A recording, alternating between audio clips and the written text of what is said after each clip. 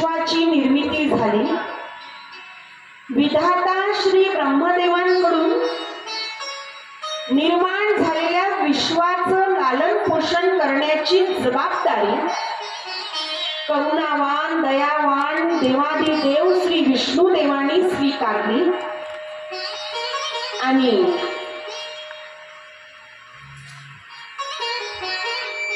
या संपूर्ण सृष्टीवर जर संकट आलं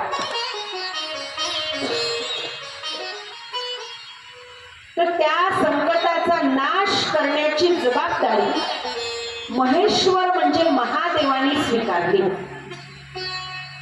आता बघा, सृष्टीचं निर्माण ब्रह्मदेव, सृष्टीची लालन पोषण भरण पोषण श्री विष्णुदेव आणि सृष्टीवर आलेल्या संकटाचा नाश श्री महादेव भोले बाबा. उत्पत्ती स्थिती लय, हा तुमच्या आवडीचा शब्द आहे ना गॉड, तो इथूनच तयार झाला. माहितीसाठी असू द्या लक्षात, गॉड म्हणतो ना आपण, काही झालं की बाप रे ओ गॉड. रामकृष्ण हरी आठवायला थोडासा वेळच लागतो, पण गॉड जरा लवकरच येतं आपल्या तोंडात. लय गॉड नसलं तरी ते लय लवकर येतं तोंडात. हा, जी म्हणजे जनरेटर म्हणजे उत्पत्ती ब्रह्मदेव.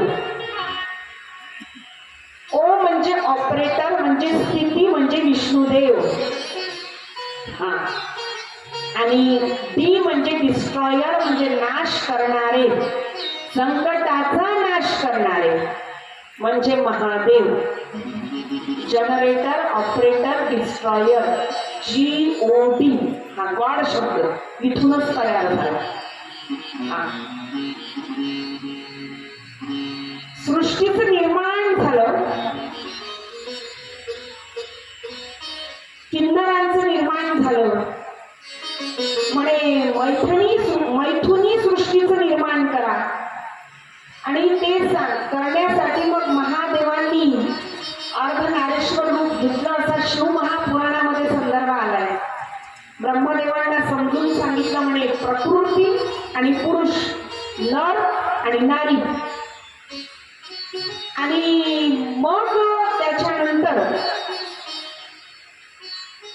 श्री ब्रह्मदेवांकडून जेव्हा मैथुनी सृष्टीला आरंभ झाला तेव्हा सगळ्या सजीवांचं निर्माण झालं आणि सरते शेवटी ब्रह्मदेवांच्या शरीराच्या दोन भागांपैकी एका भागातून प्रकृती म्हणजे स्त्री आणि दुसऱ्या भागातून पुरुष असं स्त्री पुरुषाचं निर्माण झालं.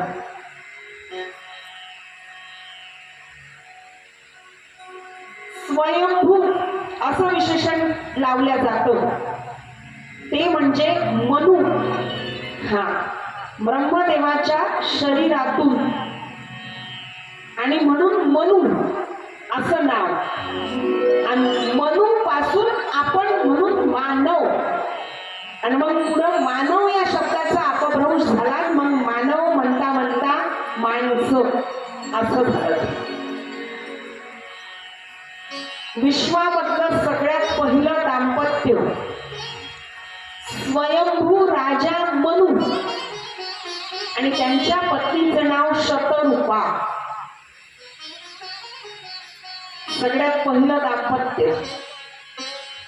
आणि आता यांना 5 अपत्य झाले, 3 कन्या झाल्या, 2 पुत्र झाले. 3 कन्या आकृती, देवहूती, प्रसूती. आणि आता या तिघींचाही विवाह झाला. त्यापैकी देवहूती हिचा विवाह श्री कर्दम ऋषी सोबत झाला.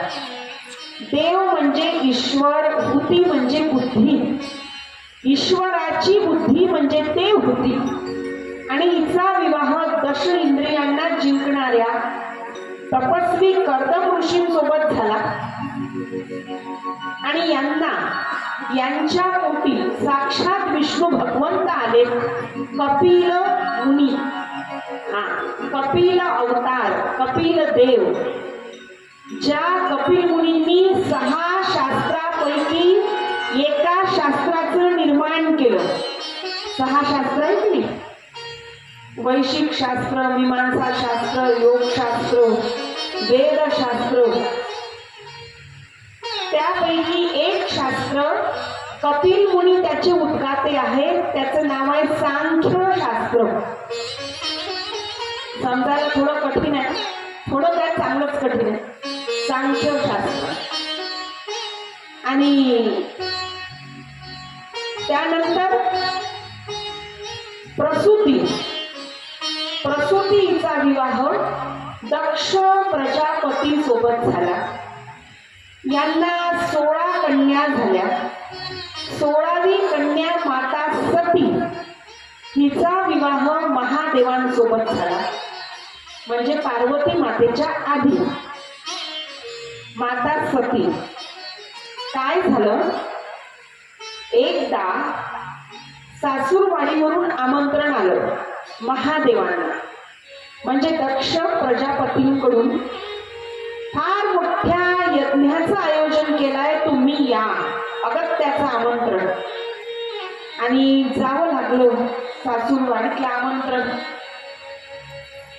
सगळ्या ठिकाणची आमंत्रणं रद्द केली तरी चालतात, पण सासूरवाडीतलं ते रद्द करता येत नाही. कारण तिथला एक अंश पत्नी, तिला आपल्यासोबत कायम वागवायचं असतं. आणि म्हणून ते आमंत्रण कधीच रद्द करता येत नाही. सगळे कार्यक्रम रद्द होतील. महादेव गेले.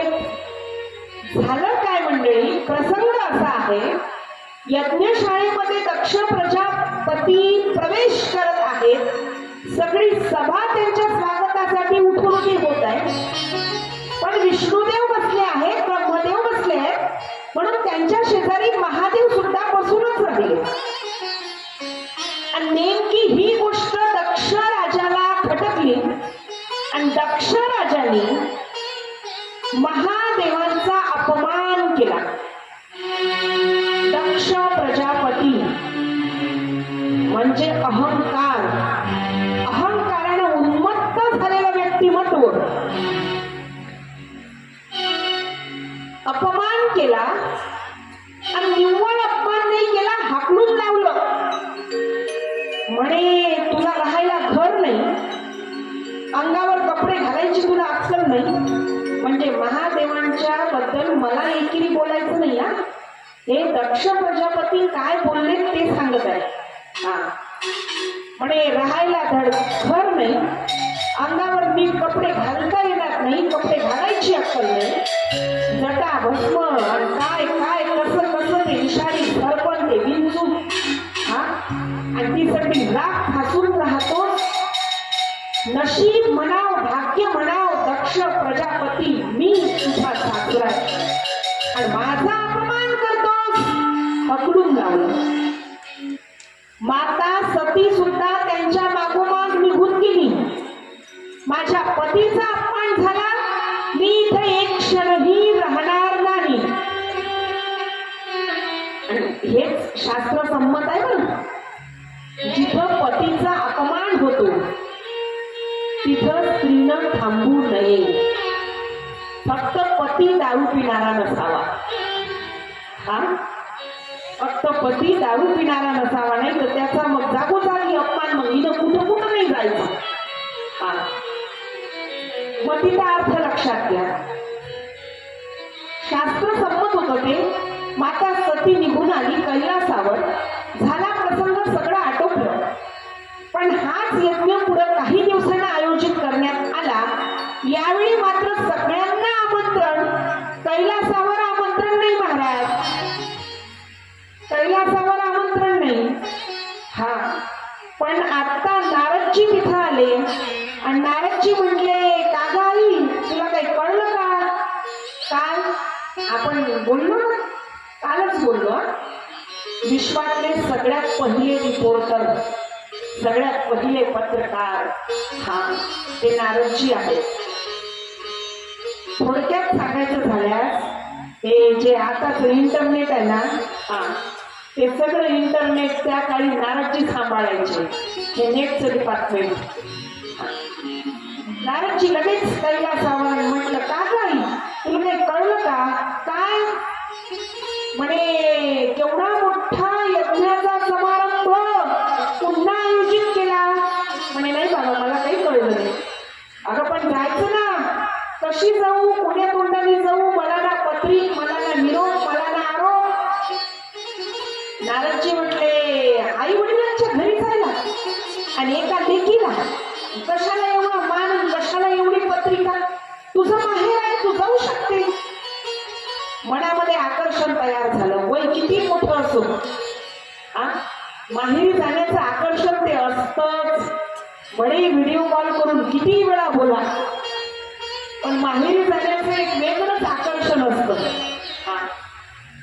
म्हणे, नाही नाही मला जायचंय. मग काय ठरलं, महादेवांची परवानगी घेतली, विचारलं महादेवांना. महादेवांनी अत्यंत सामान्य पुरुषासारखं उत्तर दिलं, तुझं तू ठरव बाई. मी काय सांगू, तुझं बाहेर आहे, मी जायला मनाई करू शकत नाही. तुझं तू ठरव. आणि मी आग्रही करू शकत नाही. तिथं जाऊन काही अनर्थ झाला तू म्हणायचीच, मग तुम्हीच पाठवलं. पुरुषांचं असंच असतं प्रपंचात. ते प्रत्येक वेळी सेफ, त्यांची भूमिका प्रत्येक वेळी सुरक्षित, प्रत्येक वेळी सुरक्षित. त्यांच्या हाताने काही मागं पुढं जरी झालं तरी लगेच त्यांची आई आपल्याला म्हणते, नाही नाही त्यांना कामाचं टेन्शन, म्हणजे तिथे ते सुरक्षितच राहावं. कायम सुरक्षित प्रपंचात पुरुष मंडळ आणि महिला मंडळ कायम धोक्यात. महिला मंडळ कायम धोक्याची घंटा डोक्यावरच. महादेवांनी उत्तर दिलं अत्यंत सामान्यासारखं. म्हणजे ठीक आहे, तुझं तू ठरव. गाडी तयार आहे, ड्रायव्हर तयार आहे, तुला जायचं की नाही तू ठरव. नंदी बाबांना आज्ञा दिली, तयारी झाली, आई माहेरी आली. सगळी रेलचे, सगळा समारंभ, सगळे पाहुणे रावणे सगळे आले. मैत्रिणींसोबत बोलायला गेली, ती कोणी बोलायला तयार नाही. बहिणीसोबत बोलायला गेली, कुणी बोलायला तयार नाही. आईनं बोलावं तर पित्याचा धाक, आणि पित्याकडून तर बोलायची अपेक्षाच नाही, कारण अहंकार. काय करू मी, कळेना असं झालं तिला. केवढा मोठा माझा हा अपमान, कुणीच बोलायला तयार नाही माझ्यासोबत. आणि मग आपल्या पिताजींना महादेवाचं सामर्थ्य तिनं पटवून दिलं. आणि पिताजी ऐकायला तयार नाही, आणि म्हणून तिनं प्राण त्याग करण्याचा निर्णय घेतला. आता इथं एक मुद्दा असा आहे जो आपण आजपर्यंत ऐकत आलो की तिनं म्हणे यज्ञात उडी घेतली. असं नाही झालं. योगेश्वर श्री महादेवांची ती अर्धांगिनी होती. शब्द नीट आहे का, योगेश्वर नाही, योगेश्वर. योगेश्वर महादेव त्यांची ती अर्धांगिनी होती, परम योगिनी होती. ती यज्ञाच्या समोरासमोर दिशेनं बसली आणि पंचतत्व जे आपल्या शरीरामध्ये आहे की नाही, पंचमहाभूत, पृथ्वी, आग, तेज, वायू, आकाश. तेज म्हणजे अग्नी, आग म्हणजे जल. पृथ्वी, जल, अग्नी, वायू, आकाश हे पंचतत्व आपल्या शरीरात आहे की नाही, सगळ्यांच्याच शरीरात. आणि मंडळी, यापैकी अग्नी तत्व योग सामर्थ्यानुसार तिनं ते प्रज्वलित केलं. आपल्या शरीरामधलं अग्नी तत्व योग सामर्थ्यानुसार आणि ते एवढं प्रज्वलित झालं की त्याच्या ज्वाळा तिच्या शरीराभोवताल तयार झाल्या आणि त्या ज्वाळेमध्ये माता सती जळून भस्म झाली. पाहिमाम पाहिमाम हाक मारू लागली महादेवांना. हा प्रवास तिथपर्यंतच, पण दुसरा जन्म लवकरात लवकर घेईल आणि तुमची होईल, किंबहुना तुमची होण्यासाठीच दुसरा जन्म असेल. संकल्प केला. सगळीकडे हाहाकार वाजला. सगळे जण सैरावैरा धावू लागले. नंदी बाबांनी कैलास गाठला. महादेवांपर्यंत वार्ता येऊन पोचली. महादेवांनी एक जटा जमिनीवर उपटली. वीरभद्र नावाचा पुरुष तयार केला आणि त्याला सांगितलं, जा आताच्या विध्वंस करून टाक. आणि त्या वीरभद्राने दक्ष राजाचं शिर धडाच्या वेगळं करून टाकलं. प्रत्यक्ष महादेवाची निंदा केली होती दक्ष राजाने. प्रत्यक्ष महादेवाची निंदा केली होती दक्ष राजाने. ईश्वराचं कार्य करता आलं नाही ना, नका करू. पण जो ईश्वराचं कार्य करतो ना, त्याची निंदा सुद्धा करू नका. माय बाप हो, जो ईश्वरी कार्याची निंदा करतो तो सजेस पात्र असतो. हे श्रीमद भागवताच्या शास्त्रातलं विधान आहे. It is universal truth. त्रिकाला बाधित सत्य, सूर्यप्रकाशा इतकं सत्य आहे हे. रावणाने श्रीरामाचा तिरस्कार केला, मरावं लागलं ना. कंसानी भगवान श्री कृष्णासोबत शत्रुत्व स्वीकारलं. कृष्णालाच मारण्याचा प्रयत्न केला. कृष्णाच्या हातूनच वध झाला ना. शिशुपाल कृष्णाचीच निंदा केली, कृष्णाचाच तिरस्कार केला. 99 अपराध होईस तोवर शिशुपालाला क्षमा केली. 100वा अपराध कसा झाला, सुदर्शन चक्र सोडलं आणि शीर धडाच्या वेगळं केलं. त्याच्याकडे सगळ्यांचा डाटा फिट आहे. त्याच्याकडे सगळ्यांचा डाटा फिट आहे. त्याच्या नजरेतून कुणीच वाचलं नाही महाराज. मी सुद्धा नाही. कुणीच वाचलं नाही त्याच्या नजरेतून, कुणीच नाही.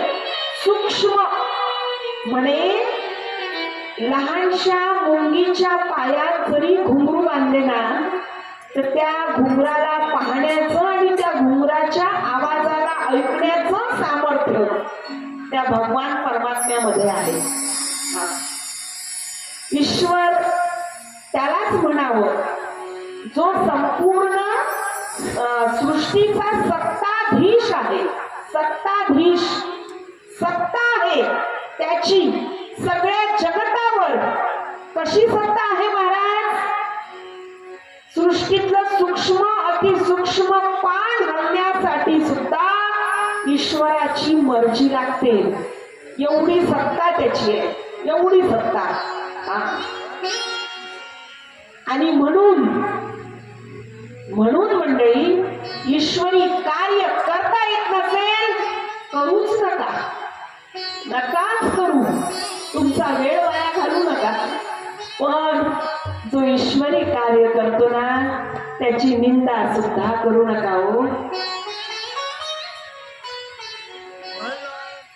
भला किसी का कर न सको तो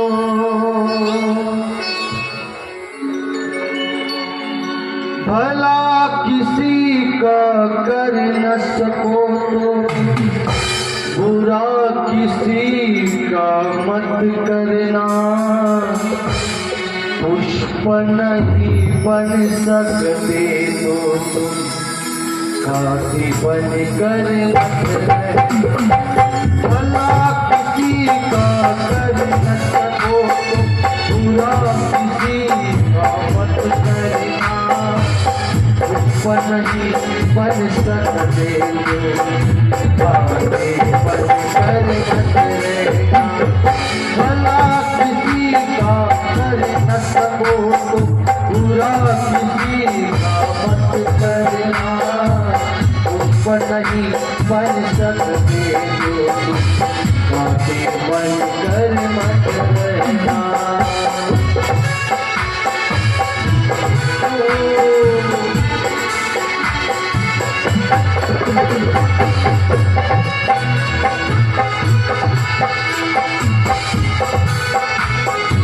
जय हो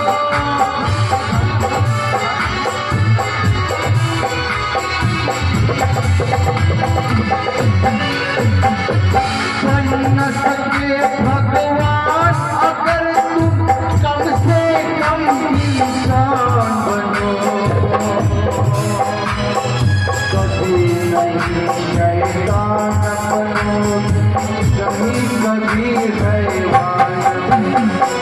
सदाचार अपना न सके तो सदाचार अपना न सके तो आंखों में पद मत धरना। दुश्मन नहीं बन सकते तो कांटे बन कर भला किसी का कर न सको बुरा किसी का मत करना। दुश्मन नहीं बन सकते कांटे बन कर मत रहना।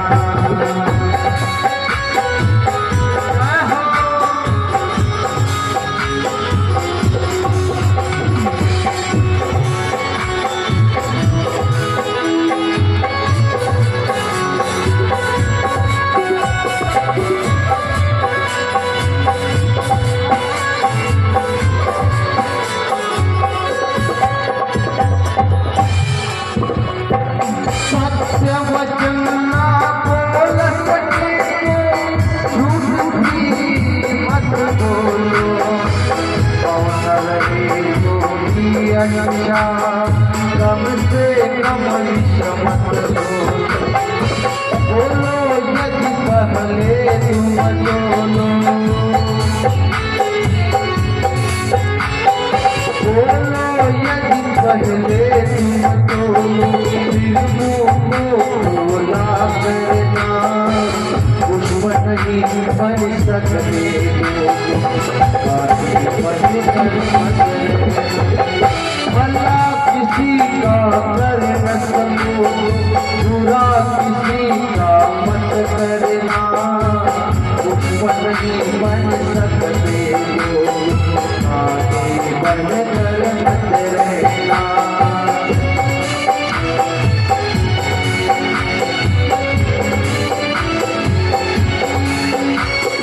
घर न किसी का बसा सकूं झोपड़ियां न जला देना।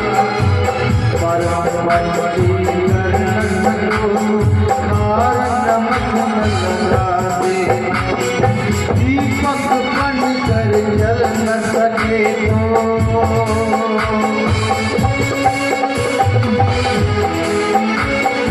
दीपक बन कर जल न सके तो अंधियारा मत करना। पुष्प नहीं बन सकते तो कांटे बन कर मत रहना। भला किसी का कर न सको बुरा किसी का मत करना।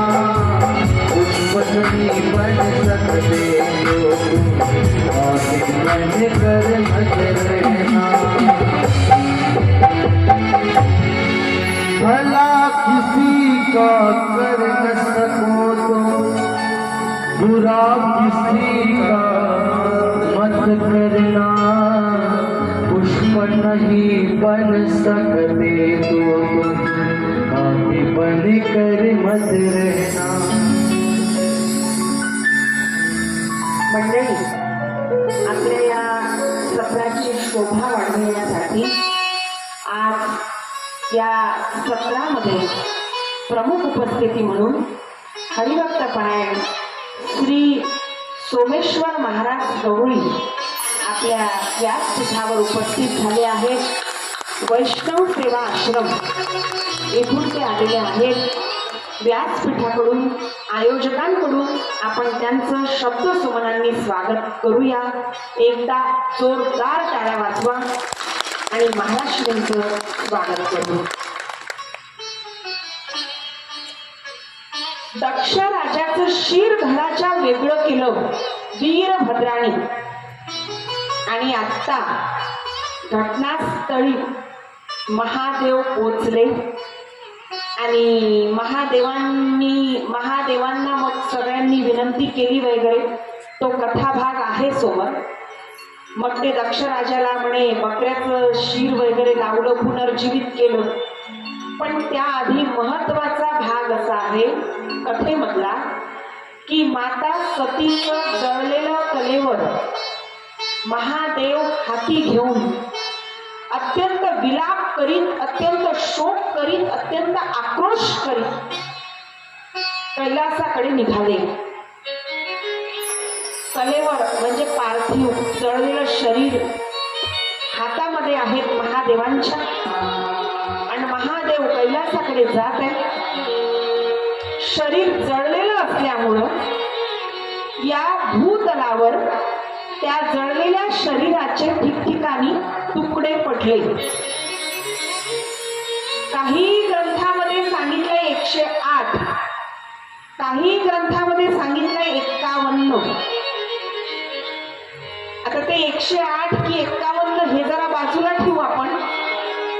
एवढं लक्षात ठेवायचंय की ज्या ज्या ठिकाणी माता सतीच्या शरीराचे तुकडे या भूभागावर पडले त्या त्या ठिकाणी तुम्हा आम्हांवर युगानुगांपर्यंत कृपा करण्यासाठी जगदंबा मातेचं एक एक शक्तीपीठ तयार झालं.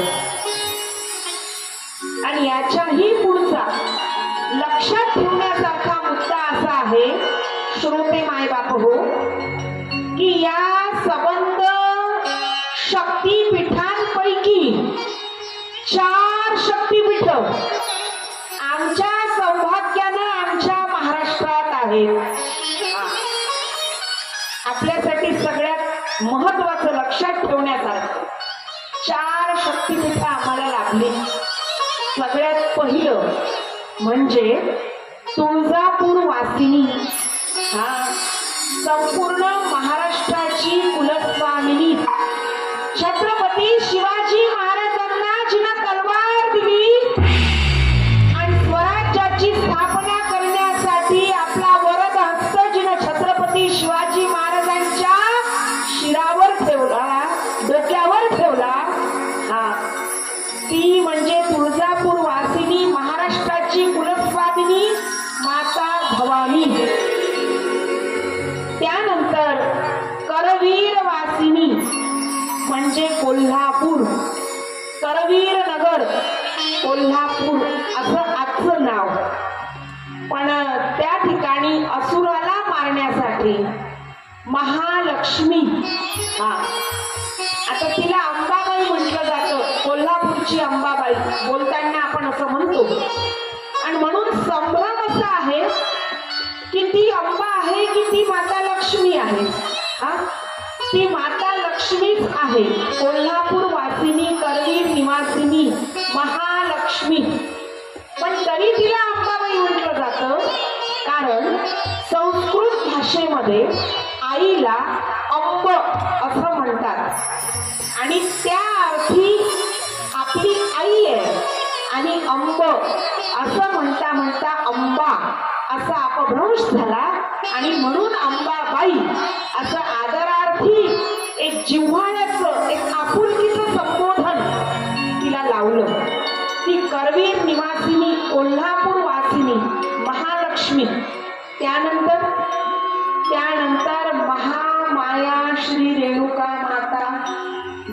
मंदाकिनी ऋषीची पत्नी आणि भगवंताच्या अवतारापैकी एक परशुरामाची ती आई माता रेणुका माहूर वासिनी, माहूरला जिचा निवास आहे.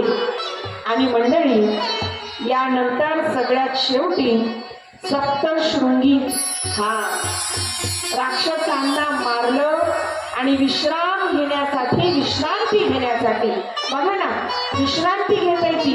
आजही तिची मान आपल्याला अशी फिरती दिसते. हा, विश्रांती घेण्यासाठी वनीगडावर ही सप्तशृंगी माता 4 शक्तिपीठ आम्हाला लाभले. हा मंडळी, या 4 शक्तिपीठाची यात्रा जो कुणी एका वेळेस करतो ना, त्याच्यावर आईची विशेष कृपा होत असते. जगदंबेची आदिमाया शक्तीची विशेष कृपा होत असते. नवरात्र आहे बरं सुरू. हा, चला मग थोडासा देवीचा जागर झालाच पाहिजे, नाही का? आई भवानी तुझ्या कृपेने तारीसी भक्ताला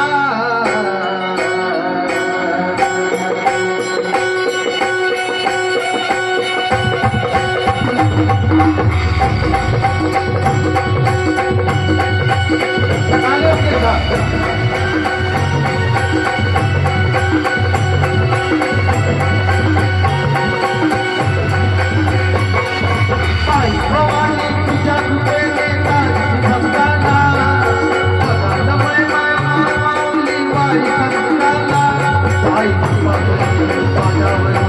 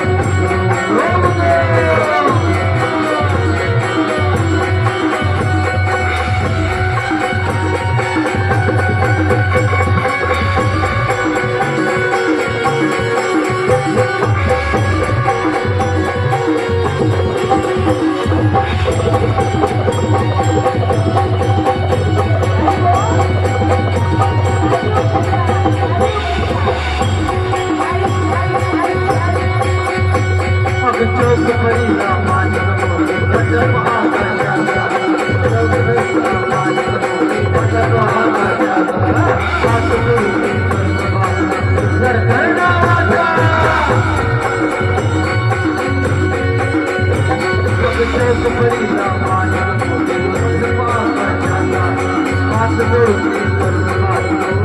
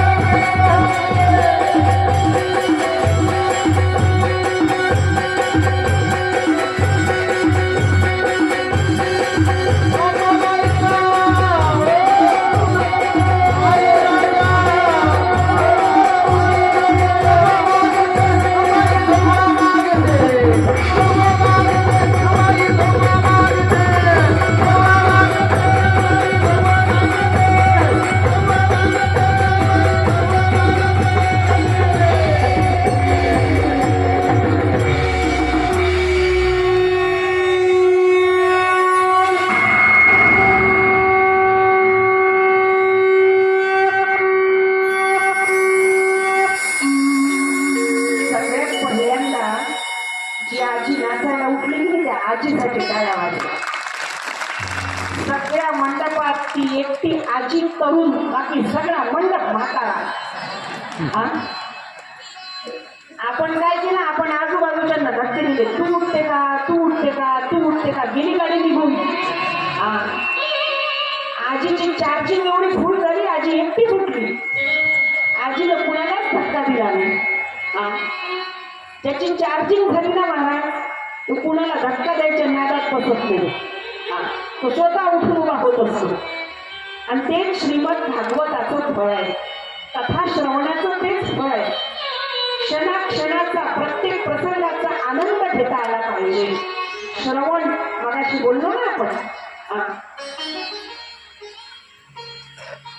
कथा भाग, याच्यानंतर येतो ध्रुवचरित्र. ध्रुवचरित्र सगळ्यांना माहित आहे, असं कोणीच नाही. किंबहुना ते चरित्र ऐकता ऐकता सगळे लहानाचे मोठे झाले. हा, फक्त त्याला चरित्र नाही, आपण गोष्ट म्हटलं. 8 पाट नगर होतं, तिथे एक राजा राहत होता. त्याला 2 राण्या, एक आवडती, दुसरी नावडती. मग सगळ्यात शेवटी हा, ही 60 उत्तराची कहाणी सफळ संपूर्ण झाली. कथा वाटा कसा, चला घरी. हा, हेच चाललंय हो. हा, तत्वचिंतन मागं पडलं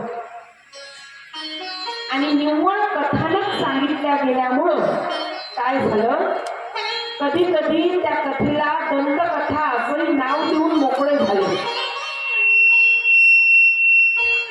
मी पहिल्याच दिवशी सांगितलं, वारंवार सांगेल, पुराणाला कुणी दंतकथा म्हणू नये. याच्या उलट आपण अभ्यास करावा. ध्रुवचरित्र फार सुंदर आहे आणि त्याचा गाभा त्याच्याही पेक्षा सुंदर आहे महाराज. त्याचं रहस्य मोठं सुंदर आहे, अलौकिक आहे. राजा मनू आणि त्यांच्या 3 कन्यांचा वंशविस्तार आपण ऐकला. आता 2 पुत्र आणि त्यातले सगळ्यात पहिले उत्तानपाद. उत्तान म्हणजे चंचल, पाद म्हणजे मन. ज्याचं मन चंचल आहे तो उत्तानपाद. पण शब्दशः अर्थ जर घेतला तर उत्तान म्हणजे वर, पाद म्हणजे पाय. ज्याचे पाय वर आहे, ज्याचे पाय वर आहे म्हणजे डोकं खाली. योग ऋषी स्वामी श्री रामदेव बाबांना बाजूला ठेवा थोडा वेळ आणि आठवा, जीवाची अशी अवस्था केव्हा असते हो, जेव्हा हा जीव आईच्या पोटात असतो. हा, आणि म्हणून प्रत्येक जीव उत्तानपाद आहे. हा, आता उत्तानपाद म्हणजे जीव, एवढं बंद झालं. उत्तानपाद म्हणजे जीव, जीवाची पत्नी बुद्धी. हा, आणि बुद्धीचे 2 विषय महाराज, बुद्धीचे 2 विषय, एक रुची आणि दुसरा नीती. एक रुची, दुसरा नीती. आता बुद्धीच्या आवडीचा विषय कोणता, रुची. आणि बुद्धीच्या नावडीचा विषय कोणता, नीती. आम्हाला रुचीच आवडली, रुचीच आवडली, आम्हाला रुचीला चिंता आलं नाही. हा, समर्थ संत श्री रामदास स्वामींनी शिष्यांना एकदा खीर करायला लावली आणि खीर केली सुद्धा. पातेलं समोर आणलं शिष्यांनी, म्हणे समर्थ सेवन करा, तुमच्या आज्ञेचं पालन केलं, मोठी स्वादिष्ट खीर केली तुमच्यासाठी. काय केलं समर्थांनी, मनात विचार केला, म्हणे एवढा असा हा मी, पण मी रुचीला जिंकलं. मी खीर माझ्यासाठी खीर करायला सांगितली. काय केलं, खीर पिऊन घेतली, सगळी खीर पिऊन घेतली. आणि मंडळी, एक योगिक क्रिया आहे, त्याचं नाव वमन. हा, वांती म्हणतो की नाही आपण, उलटी. सगळी खीर पिऊन तर घेतली, पण वमनाद्वारे ती खीर पुन्हा बाहेर काढली. इथंच थांबली नाही, ती बाहेर पडलेली खीर ओंजळी घेऊन पुन्हा पिऊन घेतली, जेणेकरून आयुष्यात कधीच खीर खाण्याचं मन रुचीला जिंकणं. संतांनी रुचीला जिंकलं, आम्हाला रुचीला जिंकता आलं नाही. रुचीला जिंकता आलं नाही. किती किलो वांगे खाल्ले आणि किती किलो बटाटे खाल्ले, तरी आपण म्हणतो वांग त्या दिवशी झालं होतं ना, तसं आज नाही झालं. सांगा किती किती किलो काय काय नाही खाल्लं आपण, तरी रुचीला जिंकता आलं नाही. आणि म्हणून आपल्याला काय मिळालं, आपल्याला उत्तमता प्राप्त झाली. आता ऐका विषय, कथा भाग ऐका. उत्तानपाद राजा, 2 पत्न्या, एक आवडती एक नावडती. आवडतीची होती तिचं नाव सुरुची, जी नावडती होती तिचं नाव सुनीती.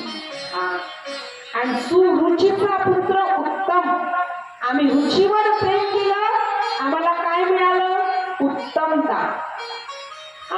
उत्तमता. सगळ्यात पहिल्याच दिवशी आम्हाला गुढीपाडव्याच्या निमित्तानं पुरणपोळ्या तुमच्या गावात जेवायला मिळाल्या. दिवटे यांच्या घरी आमचं मुक्काम आहे ना, मोठ्या सुंदर चविष्ट पुरणपोळ्या. अहो खाल्ल्या आम्ही, पण टाळ्या तर तुम्ही वाजवा. मोठ्या सुंदर स्वादिष्ट पुरणपोळ्या. आणि त्यांनी विचारलं कशा झाल्या, बऱ्या झाल्या. परत विचारलं कशी झाली पोळी, चांगली झाली. पुन्हा विचारलं कशी झाली, स्वादिष्ट झाली. पुन्हा विचारलं कशी झाली, रुचकर झाली. पुन्हा विचारलं कशी झाली, उत्तम झाली. No any certificate. आता कुठल्याच प्रकारचं प्रमाणपत्र नाही महाराज. उत्तम. सुरुचीचा पुत्र आहे उत्तम. आणि मंडळी, सुनीती तिचा पुत्र आहे ध्रुव. ध्रुव. ध्रुव म्हणजे काय, अविनाशी टोक, ज्याचा कधी विनाश होत नाही. अढळ पद. आणि हे ध्रुव नावाचं अढळ पद या सृष्टीमध्ये, या भूतलावर कुणाला प्राप्त झालं, संतांना.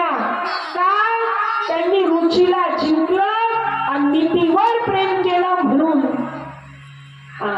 अढळ पद. चंद्र सूर्य तारे आहे तोपर्यंत संतांचं नाव या भूतलावर आहेच, शंकाच नाही. जो मिटाने का प्रयास करेगा वो खुद मिट जाएगा महाराज. पण संतांचं नाव कोणी मिटवू शकणार नाही. अढळ पद. नीतीवर प्रेम करा म्हणजे कशाची प्राप्ती होईल, अढळ पदाची. अढळ पदाची. ध्रुव म्हणजे टोक, अविनाशी टोक. आणि ध्रुवांनी हेच मागितलं. वय वर्ष फक्त 5. Only 5 years old. वय वर्ष फक्त 5. आणि 5 वर्ष वय असताना 6 महिने कठोर तप केलं. म्हणे मला आढळ पद पाहिजे, कुणी माझा अपमान करणार नाही, कुणी हलवणार नाही, कुणी उठवणार नाही. महामुनीश्वर नारदजींनी ओम नमो भगवते वासुदेवाय हा 12 अक्षरी मंत्र दिला. 6 महिन्यानंतर देव प्रसन्न झाले आणि देवादी देव श्री विष्णुदेव हरिरूपामध्ये आले. काय पाहिजे, अढळ पद पाहिजे. आणि मग अढळ पदाची प्राप्ती झाली. पण आपल्याला काय वाटते, देवानी म्हटलं तथास्तु, ध्रुव गेले थेट आकाशात, असं झालं नाही. घरी गेले स्वगृही, जिथं त्यांचा अपमान होत होता त्या सगळ्यांनी त्यांचा आदर सत्कार केला, आगत स्वागत केलं. आणि त्याच्यानंतर ध्रुव राजा बनले. त्यांनी राज्य केलं. ध्रुवानी राज्य केलं. त्यांच्या एका पत्नीचं नाव इला, दुसऱ्या पत्नीचं नाव भ्रमी आणि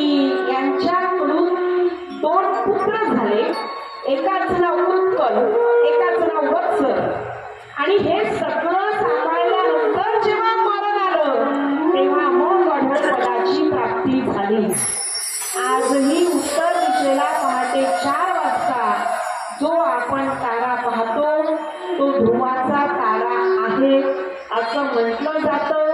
नाही, शास्त्रज्ञांनी सुद्धा ते सिद्ध केलं आहे बरं.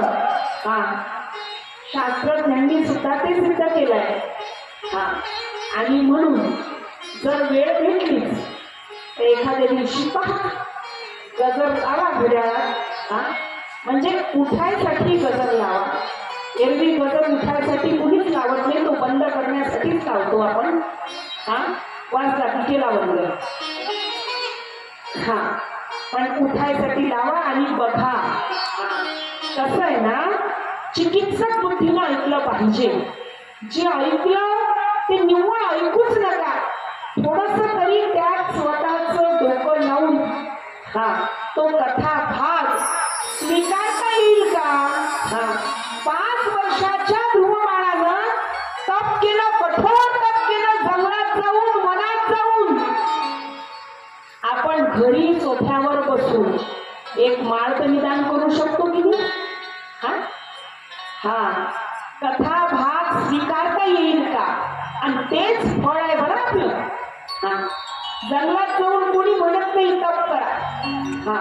पण आपल्या घरी छोडे नाही घरदार पण हो मस्त गुरुचरण आळते. राष्ट्रसंत तुकोजी महाराज सांगतात, असोनी जिंबे वेगून करी माऊली सांगतात. आणि म्हणून संकल्पावी माया संसाराची असं सुद्धा प्रमाण आहे. हिची थोर भक्ती आवडती देवा, संकल्पावी माया संसाराची असं प्रमाण आहे. माय बाप हो, हा कथा भाग जसा जसा आपल्याला स्वीकारता येईल तसा तसा स्वीकारा. हे कथेचं फळ आहे. अगदी सोमाचं चरित्र म्हणजे प्रल्हादजींचं चरित्र.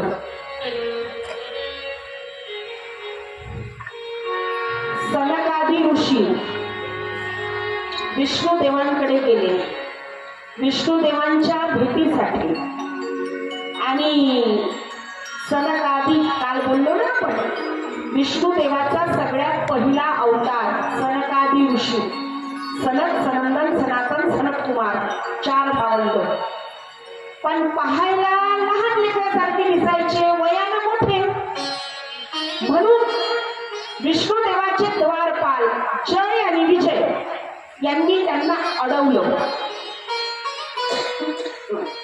तुमच्या लहान पोरांचं काही काम नाही म्हणे विष्णुदेवांजवळ, आतमध्ये जाऊ दिलं नाही. आणि मग विष्णुदेवांनी सनकादी ऋषींनी श्राप दिला जय विजयला, म्हणजे विष्णुदेवाचे जे द्वारपाल होते त्यांना. आणि श्राप असा दिला की पुढील 3 जन्म तुम्हाला राक्षस कुळात घ्यावे लागेल. 3 जन्म तुम्ही राक्षस कुळात जन्माला याल, राक्षस बनाल. आणि मग हे गेले धावत विष्णुदेवांजवळ. आणि विष्णुदेवांना सांगितलं, आम्ही तुमची एवढी प्रामाणिक सेवा केली, एवढी तुमची चाकरी केली, आणि आम्हाला राक्षस होण्याचा श्राप दिला. आणि 1 वेळा नाही म्हणे, 3 वेळा. मग विष्णुदेवांनी सांगितलं, म्हणे ऋषींच्या मुखातून निघालेला श्राप आहे तो असत्य तर होणार नाही, पण मी तुम्हाला शब्द देतो, ज्या ज्या वेळी तुम्ही राक्षस व्हाल ना त्या त्यावेळी तुमचा वध करायला मी येईल, म्हणजे मी अवतार घेईन. मंडळी, सगळ्यात पहिला जन्म हिरण्याक्ष आणि हिरण्यकश्यपू. दुसरा जन्म रावण आणि कुंभकर्ण. तिसरा जन्म शिशुपाल आणि दंतवक्र, म्हणजे सतयुग, त्रेतायुग, द्वापारयुग. कलियुगातही यांचा जन्म आहे बरं, त्याच्यावर सविस्तर बोलू आपण नंतर. मंडळी, आश्वासन दिलं, प्रत्येक जन्मात तुम्हाला मारण्यासाठी मी नवा अवतार धारण करीन. राक्षस झालात म्हणून काय झालं, माझ्या हातून वध होईल ना, मग सद्गतीच मिळेल. आणि अशा पद्धतीनं सगळ्यात पहिल्यांदा हिरण्याक्ष. हिरण्य म्हणजे सोनं, अक्ष म्हणजे डोळे, ज्याचे डोळे सोन्यावर आहेत. आता यांनी काय केलं, पृथ्वी समुद्रात लपवली. पण पृथ्वीचं संरक्षण करण्यासाठी विष्णुदेवांनी अवतार घेतला आणि तो आहे वाराह अवतार. हिरण्याक्षाचा वध केला. पृथ्वी आपल्या नासिकेवर समुद्रातून वर काढली, पृथ्वीचं संरक्षण केलं. आणि मंडळी, हिरण्याक्षाचा वध केला, विष्णुदेवांनी वध केला. आणि म्हणून हिरण्यकश्यपू हा हिरण्याक्षाचा भाऊ, यानं विष्णुदेवाचा बदला घेण्याचं ठरवलं. माझ्या भावाला मारून टाकलं का, मी तुला मारीन. आणि मग तप करायला, तपश्चर्या करायला म्हणून ठरवलं. राक्षसांचं एक बरं हो, तप करून आपल्याच देवांना प्रसन्न करायचं, आपल्याच देवांकडून वर मागायचं आणि मग परत आपल्याच देवांना मारायचा प्रयत्न करायचा. राक्षस हा राक्षसांबद्दल बोलतो बरं. हा राक्षस. मंडळी हो, थोडस डाउनलोडच करून घ्यावं लागेल तुम्हाला. हा मंडळी, तप करायला हिरण्यकश्यपू मंदराचल पर्वतांच्या रांगांमध्ये, घाटामध्ये देवतांचे गुरु बृहस्पती तिथं पोपट बनून बसले. नारायण नारायण. म्हणे ज्या विष्णूला मला मारायचंय आणि त्याचं नाव हा पोपट घेतोय, परत इकडे तोंड करून बसले. तरी पोपटाचं सुरूच नारायण. परत दुसरीकडे तरी पोपटाचं सुरूच नारायण. म्हणे आजचं मुहूर्त बरोबर नाही, चला घरी. घरी आले. पत्नीचं नाव कयाधू. ही राक्षस कुळाची जरी पुत्रवधू होती तरी ती वैष्णव होती, भगवत भक्त होती. तिनं विचारलं, काय हो, तुम्ही तप करायला गेले होतात ना, परत कसे काय आले? म्हणे काय सांगू तुला, अपशकुन झाला. काय झालं? अगं तो एक पोपट झाडाच्या फांदीवर बसला होता आणि तो पोपट सारखं त्या विष्णूचं नाव घेत होता. असं विष्णूचं नाव काय म्हणत होता? नारायण नारायण म्हणत होता. दैत्यपुराची सून असतानाही वैष्णव भक्त असणारी माता कयाधू पतीच्या मुखातून नकळत नारायण नारायण नाव ऐकलं. तिचा आनंद गगनात मावेनासा झाला आणि वारंवार ती आपल्या पतीला विचारू लागली, काय हो, काय म्हणत होता पोपट? अगं नारायण नारायण म्हणत होता. छे हो, पोपटाला कुठं नारायण नारायण म्हणता येतं? मग हिरण्यकश्यपूला गेले. अगं हो, मी ऐकलं, माझ्या कानानं ऐकलं. काय ऐकलं? नारायण नारायण ऐकलं. आणि मग रात्र निघून गेली महाराज.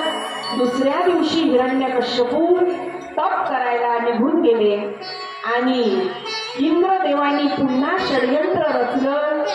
इंद्रदेव तिथं आले. कयाधूला म्हणे घेऊन जातो स्वर्गात. का तर तप केल्यानंतर, मनोवांछित वर मिळाल्यानंतर सगळ्यात पहिले हे राक्षस स्वर्गावरच चढाई करतात आणि म्हणून माझं धोक्यात आहे साम्राज्य आणि म्हणून अडथळा आणण्यासाठी. पण नारदजी तिथं आले. म्हणे इंद्रा, अनर्थ करू नकोस. अरे ही गर्भिणी आहे आणि हिच्या पोटातला अंश हिच्या पतीच्या वधाचं कारण बनणार आहे. हा, आणि मग नारदजींनी कयाधू मातेला आपल्या आश्रमात नेलं आणि आपल्या आश्रमात नेऊन 9 महिन्यापर्यंत नारदजींच्या भक्तीपूर्ण वातावरणाचे संस्कार माता कयाधूच्या गर्भात विज्ञानाने सिद्ध केलं बरं. 9 महिन्याच्या पर्वकाळात आई वडिलाच्या वागणुकीचे संस्कार हे आतल्या गर्भावर होत असतात. हा, हे विज्ञानाने मान्य केलं आहे. मंडळी, नवजात अभ्रक अत्यंत गोंडस असं लेकरू जन्माला आलं, ज्याच्या येण्यानं आल्हाद सगळ्या आश्रमामध्ये प्रकट झाला आणि म्हणून नाव ठेवलं प्रल्हाद. इकडे देव प्रसन्न झाले आणि हिरण्यकश्यपूनी वर मागितला. ना घरात, ना दारात, ना शस्त्रानं, ना अस्त्रानं, ना स्त्री, ना पुरुष, ना दिवसा, ना रात्री. म्हणजे तथास्तु. आता घरी आले हिरण्यकश्यपू, मनोवांछित वर मिळाला होता आणि पुत्रही झाला होता. आनंद द्विगुणित झाला आणि त्या आनंदाच्या भरात अत्यंत हिंस्र कशा हिरण्यकश्यपूनं हिंसाचार, आणि तो एवढा हिंसाचार की ऋषी मुनींची हत्या केली, ऋषी मुनींच्या आश्रमाची जाळपोळ केली. म्हणे देवाचं नाव कुणी घ्यायचं नाही, तो माझा शत्रू आहे, मी त्रैलोक्याचा स्वामी आहे. ओम हिरण्यकश्यपू नमः असं म्हणा, मी तुमचा देव आहे. हा, आणि मग जसं जसं हिरण्यकश्यपूचे अत्याचार वाढू लागले, तसे तसे हिरण्यकश्यपूचा पुत्र प्रल्हाद याची भक्ती वाढू लागली. आणि ही भक्तीची चर्चा हिरण्यकश्यपूच्या कानापर्यंत जाऊन पोचली. गुरुजी आणले शिकवायला. गुरुजी 2 दिवसानं गुरुजी सुद्धा डोळे लावून नारायण नारायण नारायण नारायण. सगळे गुरुजी थकून गेले. म्हणे नाही, तुमच्या पोराची ट्युशन आम्ही घेणार नाही. तो डोळे लावायला सांगतो, तोही नारायणाचं भजन करतो आणि आम्हालाही म्हणतो तुम्ही नारायण म्हणा. मग तुम्ही नका म्हणू, आम्हाला कळतच नाही आम्ही नारायण कसं काय म्हणतो ते. मंडळी, राक्षसांनी यावं एकदा ईश्वराच्या सानिध्यात. इथं तेवढी मोठी ताकद आहे, राक्षस इकडे फिरकणार नाही. हा, हिरण्यकश्यपू आणि हिरण्यकश्यपूचा पुत्र प्रल्हाद. हा, भक्ती, आणि ती एवढी भक्ती की हिरण्यकश्यपूला काय करून काय नाही असं वाटायचं. त्या प्रल्हादाचं सख्खा पुत्र असतानाही वेळोवेळी मारण्याचा प्रयत्न केला.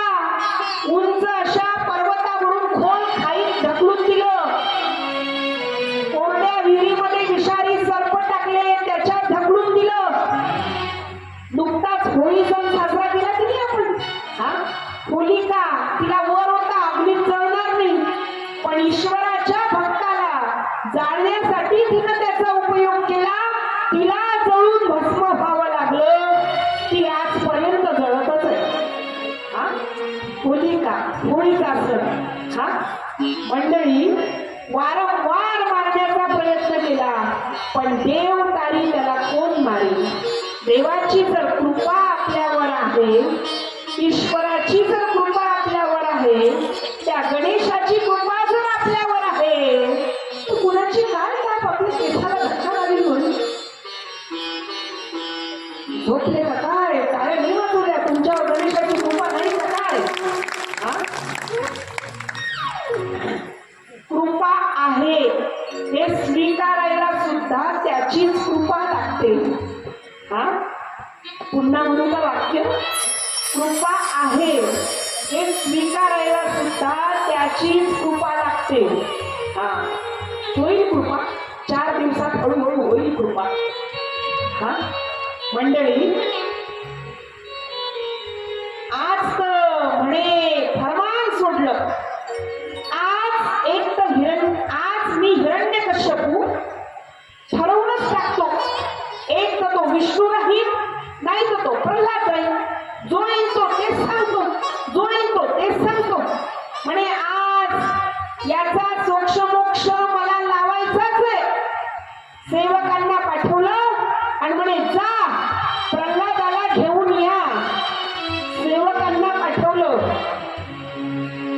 म्हणे जा प्रल्हादाला घेऊन या. आणि मंडळी सेवक प्रल्हादाला घेऊन आणण्यासाठी गेले. प्रल्हाद भजन करण्यामध्ये गुंग होते. प्रल्हाद रोजच्या प्रमाणे आपलं नारायण नारायण नावाचं भजन, रोजच्या प्रमाणे विष्णुदेवाच्या ध्यानामध्ये पूजेमध्ये मग्न होते, भजनामध्ये दंग होते. जय जय नारायण